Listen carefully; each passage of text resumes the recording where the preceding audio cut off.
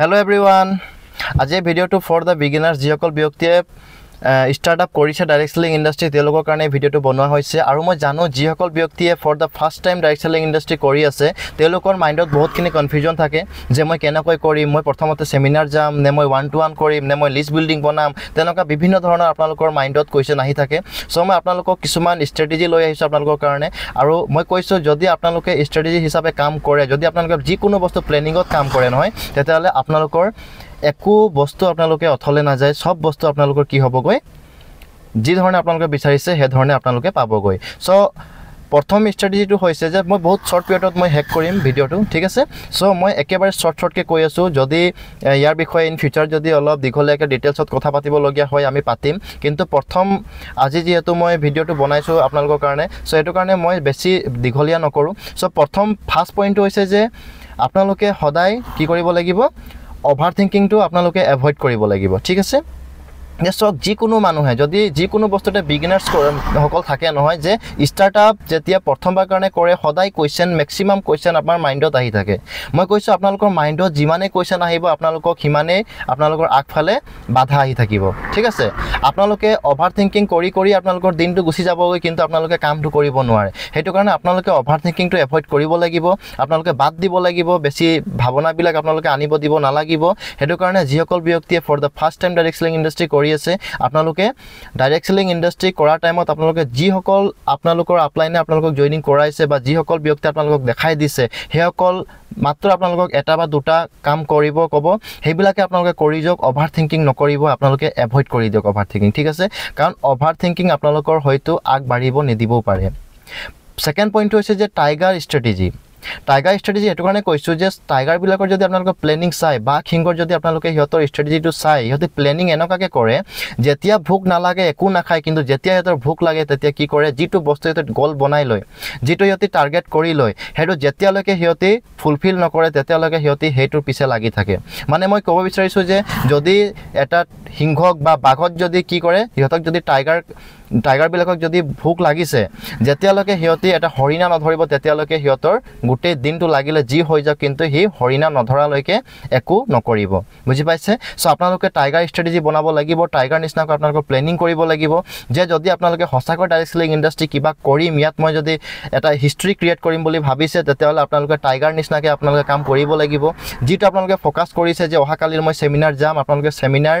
নজুৱালৈকে আপোনালোকে ৰৈ নাথাকিব সেমিনাৰ যাবই লাগিব যদি ভাবিছে যে মই 5টা জনকা হলো মই 1 to 1 কৰিম 5টা আপোনালোকে নকৰালৈকে আপোনালোকে ঘৰত নাহিব যদি ভাবিছে যে মই 5টা হোম মিটিং কৰিম আপোনালোকে 5টা হোম মিটিং নকৰাকৈ আপোনালোকে কেতিয়াও মানে ঘৰত নাহিব গৈ ঠিক আছে তেনেকাকে আপোনালোকে ষ্ট্ৰেটেজি বনাওক আৰু থাৰ্ড পইণ্টটো হৈছে যে আপোনালোকে সদায় টাইম মেনেজমেন্ট কৰক কাৰণ আপোনালোকে গম পায় যে টাইম এটা বহুত ভ্যালুএবল এটা বস্তু হয় আমাৰ লাইফত আপোনালোকে যদি আজি মোৰ ভিডিওটো চাই আছে আপোনালোকৰ টাইম আছে বুলি কাৰণে আপোনালোকে চাই আছে যদি আপোনালোকৰ টাইম নাথাকিল হেতেন তেতিয়ালে আপোনালোকে আজি মোবাইলটো নুলালে হয় আৰু মোৰ ভিডিও নাচালে হয় নহয় জানো সো টাইম এটা বহুত ভ্যালুএবল এটা বস্তু হয় আমাৰ লাইফত সো হেতু কাৰণে আপোনালোকে সদায় ডাইৰেক্ট সেলিং ইন্ডাষ্ট্ৰি যেতিয়া আহিছে টাইম মেনেজমেন্টটো কৰিবলৈ শিকক যে আপোনালোকে অহাকালিলৈ কিমান টাইম দিব ফৰ দা বিগিনাৰ্স আপোনালোকে গম পাও যে আপোনালোকৰ কাৰণে ফুল টাইম দিবৰ কাৰণে ইমান এটা সহজ কথা নহয় কিন্তু আপোনালোকে জি টাইমটো দিছে যাতে হে টাইমটো আপোনালোকৰ এনে বেলেগত যাতে না যায় আপোনালোকৰ টাইমটো এটা যেটো আপোনালোকে এটা শৰ্ট এটা টাইম লৈছে হে শৰ্ট টাইপতে আপোনালোকে যদি হুনকালে গ্ৰোথ লব বিচাৰে তেতিয়ালে প্লিজ আপোনালোকে টাইম মেনেজমেন্টটো ভালদৰে কৰক ঠিক আছে আৰু ফৰ্থ পইণ্টটো হৈছে যে আপোনালোকে হোৱাই পাৰ্টটো ক্লিয়াৰ কৰক আমি জানো হোৱাই মানে কিয় নহয় জানো আমি কিয় কৰি আছো আমি ডাইৰেক্ট সেলিং ইন্ডাষ্ট্ৰি কিয় কৰিব লাগে হে হোৱাই পাৰ্টটো যেতিয়ালৈকে আপোনালোকৰ মাইন্ডত ক্লিয়াৰ নহবগৈ তেতিয়ালৈকে কি হ'বগৈ আপোনালোকৰ কেতিয়াও গ্ৰোথ নলবগৈ ডাইৰেক্ট সেলিং ইন্ডাষ্ট্ৰি মই এটা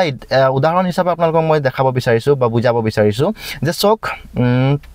যদি আপোনালোকে ভাবে যে আপোনালোকৰ ওচৰতে এটা ডাঙৰ বিল্ডিং আছে ঠিক আছে আপোনালোকে এটা বিল্ডিংত আছে আপোনালোকৰ ওচৰতে এটা বিল্ডিং আছে আৰু সেই বিল্ডিংত যদি আপোনালোকে চাই তেতিয়ালে কি হ'বগৈ সেই বিল্ডিংটোত আপোনালোকৰ যেটো নাইভাৰৰ বিল্ডিং আছে সেই বিল্ডিংটোত বহুত জুৰেৰে একদম তলৰ ফালৰ পৰা জুই লাগি আহিছে ঠিক আছে বহুত জুই লাগি আছে একদম লাহে লাহে ওপৰত গৈ আছে গৈ এটা যদি মই আপোনালোকক কওঁ যে আপোনালোকে সেই জুই লগা বিল্ডিংটো টেৰেছত গৈ মেলি আপোনালোকে জাপ মাৰি দিয়ক মাৰিব কেতিয়াও মই জানো ম্যাক্সিমাম বিগিনাৰ্স বিলাকে যিসকল ডাইৰেক্ট সেলিং ইন্ডাষ্ট্ৰি কৰি আছে মই যাক বস্তুটো বুজাই আছো হিয়তি ক'ব যে মই নকৰো মই জাপ নামাৰো কিয় মই জাপ মাৰি মৰিবলৈ যাম নহয় জানো আৰু যদি মই ভাবো যে তাতে জাপ মাৰিব নালাগে জুই জ্বলি আছে কিন্তু মই এনেকা এটা বোলে কাট দি দিলো যত আপোনালোকে ধুনিয়াকে জাপ নামৰাকে যাব পাৰিব যাব আপোনালোকে কেতিয়াও না যায় কেলে না যায় কাৰণ আমি দেখা পাইছো তাত অলৰেডি জুই লাগি আহিছে আমি তাত মৰিবলৈ কিয় যাম নহয় জানো কিন্তু সেম তেনেকা যদি মই কৰিম যে আপোনালোকে 10 লাখ টকা মই আপোনালোকক দিম বা আমাৰ বেলেগ এটা ভাৰত চৰকাৰে বা অসম চৰকাৰে যদি আপোনালোকক 10 লাখ টকা দিম বুলি কৈছে আপোনালোকে সেই বিল্ডিংটো যাব লাগে আপোনালোকে যাব কেতিয়াও না যাব কেলে না যাব আপোনালোকে সেই তাত গলে আপোনালোকে গম পাই গৈছে যে মই তাত গৈ মেলি মৰিব লাগিব নহয় জানো কিন্তু এটা ভাবক এটা মই অলপমান ইয়াৰ টপিকটো চেঞ্জ কৰি দিছো সেম জ্বলি আছে নহয় কিন্তু আপোনালোকৰ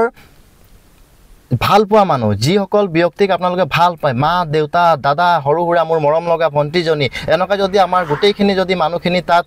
নাইভাৰৰ ঘৰটোত বিল্ডিংত বোলে ফাৰ্ষ্ট ফ্লৰত যদি আমাৰ বহি আছিল আমি গম পালো যে সিহঁতে তাত বহি আছে আৰু আমাৰ এফালে গোটেই জুইটো লাহে লাহে জ্বলি গৈ আছে এতৰ কোনো ৰাস্তা নাই তেতিয়ালে আপোনালোকক মই এতিয়া কওঁ যে আপোনালোকে তাত যাবনে নাই মই কৈছো আপোনালোকৰ কাট নহলো 10 লাখ টকা নহলো আপোনালোকে জপিয়াই যাবগৈ কেলে যাব তেতিয়া আপোনালোকৰ হোৱাই পাৰ্টটো ক্লিয়াৰ হৈ গল যে মই কিয় যাব লাগে তাত কেলে যাব লাগে কাৰণ আপোনালোকৰ নাইভাৰ মৰম লগা ভণ্টি